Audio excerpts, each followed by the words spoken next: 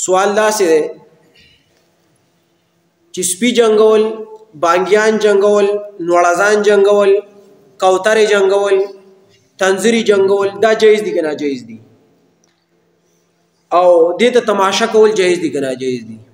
نو واوره چې په احادیثو کې صفا د دې نه منع راغلې ده چې یو کس سپي وجنګوي یا چې دی نو کوترې یا بانګیان یا نوړزان یا تاروګان تنزري وغیره دا وجنګوي. د دې د جنګولو نه صفا منع راغلې ده په احادیثو کې، د دې نه ځان ساتل پکار دي.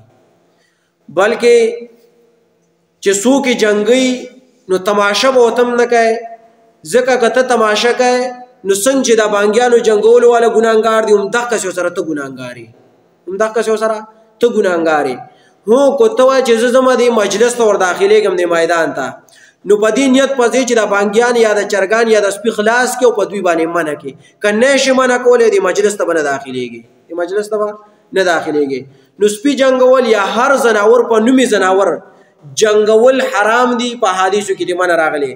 لکه یو روایت راغلی سنن ترمذي ذکر کړی دی، بل چې دی نو دغه روایت په جدا جدا الفاظ سره یا په دغه الفاظو سره نیل الاوتار عالم ذکر کړی دی.